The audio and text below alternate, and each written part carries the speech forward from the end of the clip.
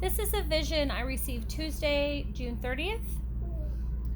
The vision starts out in an aerial view of a POW camp from World War II.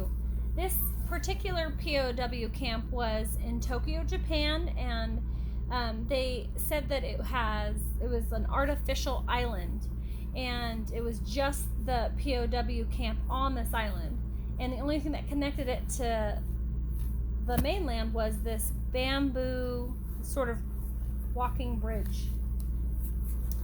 And this particular POW camp was exceptionally brutal. They were known for it. The commander, who was sort of the head of the discipline of the camp, was said to be extremely violent, and they called him a psychopath.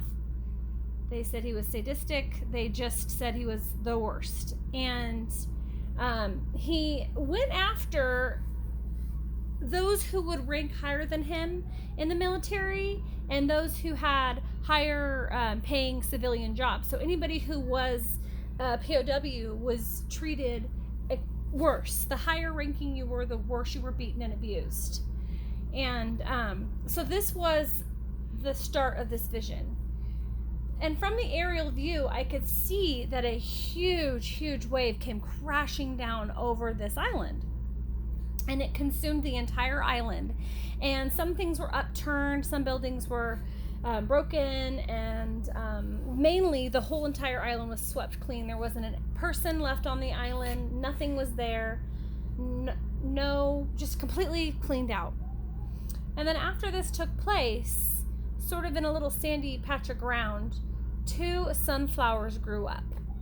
And these sunflowers, if I'm not mistaken, sunflowers sort of follow the sun with the flower part of, well, the flower. They follow the sun wherever the sun goes, so their flower moves throughout the day.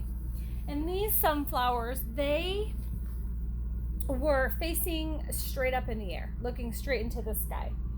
And then this is sort of, the vision sort of takes on like a cartoon-like characteristics. But at this point, Jesus came, and he was enormous.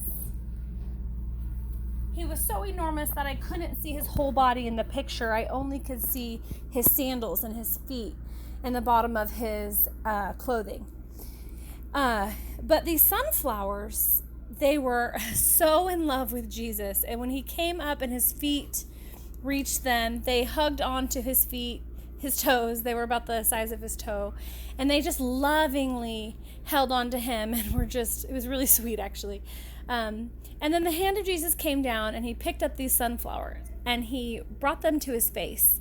And you could see the smile on Jesus' face. It was just love and precious.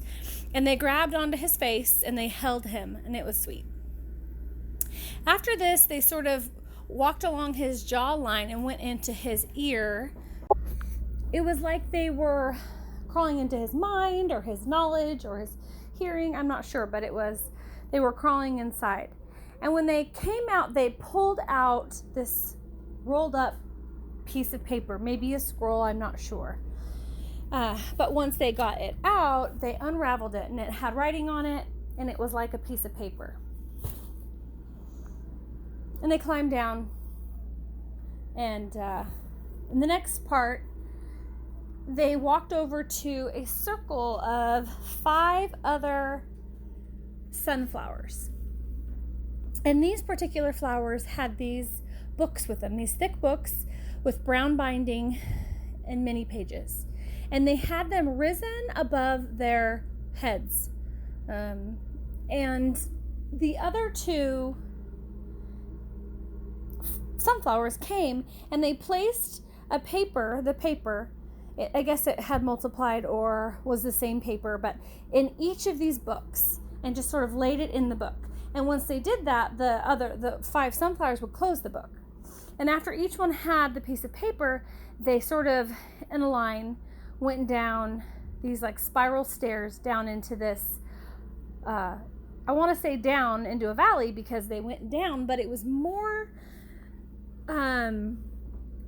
what you would see if you dug with a tractor, like out a rectangular space, and likening it to where you would pour a foundation. But this space was just this red hard dirt. It wasn't soft ground. So they walked down into this place, and in this place there was hundreds of sunflowers. And these 5 sunflowers came and they stood at sort of the front of where all the other sunflowers were. And then each sunflower stood with their paper, and 5 separate things took place. The very first thing that took place was the first sunflower held up their piece of paper with the writing and up above their head. And there was no sunflowers that were looking. And 2 of them turned and saw the writing and just acknowledged it, just looked at it, and that was it.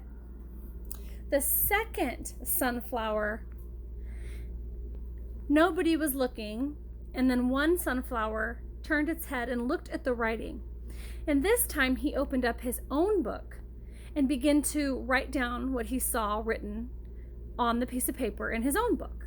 And once he was done, he closed up his book and he, unrooted himself and walked to the back of the rectangular space off to the right, and he climbed out of there. And once he had climbed out and he got to the top, he positioned himself in front of a bunch of other sunflowers and opened his book to them, and they all turned their heads and looked. Then the third sunflower that held up the paper, I cannot remember if anyone was looking. I want to say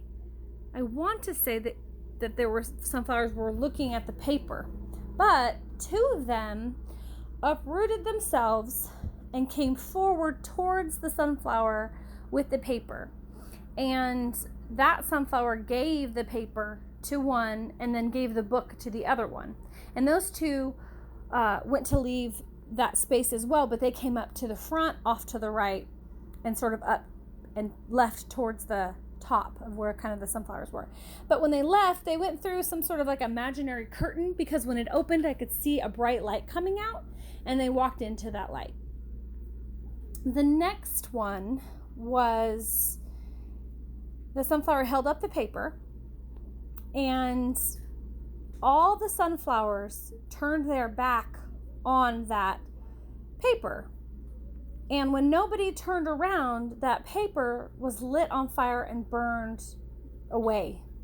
And after this happened, all of the sunflowers burned away as well. What looked like all of the sunflowers were there, burned away. But what I noticed next was something that really bothered me. It made me really uncomfortable. And there was one sunflower left, and it seemed to be a little bit bigger at this point than the other ones. And it was covered in spider webs and cobwebs, and it turned slowly and faced the sunflower, and it was just it really irked me. It was really creepy. It was very full of pride, very strong-willed, and it began to grow, and it grew huge, and I hated that. I really didn't like that it was growing. I was just really upset about it. And it just grew and grew and grew. And at one point in the vision, I'm telling the Lord, please stop this from growing. It shouldn't be growing. It's terrible. And then eventually it stopped. And then I started to ask the Lord, please let me cut this down. Please let me cut this thing down at the root. It shouldn't be here. It shouldn't be growing. It's huge and it's awful. And eventually he does. He let me cut this thing down at the root. So I cut it right there at the bottom, and it fell down and didn't move after that. And then this very last sunflower was held up its paper, and then I could see on the paper that the words began to fly off of the actual paper and fly sort of into the air. And it flew sort of over to the left side of this little area, And I noticed there were a few sunflowers over on that side. And one sunflower in particular, when the letters came off, it reached its little arms out to grab the letters, and when it pulled those letters in, they became like a baby sunflower, and the sunflower held it and kind of snuggled into it and just was so sweet to this baby sunflower. And then it planted that sunflower sort of next to him, and it did that a few times. It reached for the letters, they changed into a sunflower, it held it, and then it planted it, and that repeated itself. And then I saw back over to where the book was, and the book was laying open sort of in the air, and the page flew back into the book and sewed itself in, like a needle and thread sewed itself in. And after this, the book turned itself over upside down, and the top brown binding part, it was a thick binding, the cover of the book turned into a brown, I think, eagle, and the bottom part with the white pages that were hanging down turned into the underbelly of the eagle that was white. And this eagle kind of flew off over this space and then turned around back toward it and began to dump seeds out over this land. And when I saw the seeds fall on the land, I saw that the soil was now really nice soil. It was loose and brown, dark brown, and just lush. It was good soil. And the seeds never got covered up, but the seeds were just all scattered along this really good soil. And then they began to sprout up. And these sunflowers that were sprouting up from these seeds were, I would even say, twice the size of the other sunflowers. And they were very, very strong. And this was the end of the vision.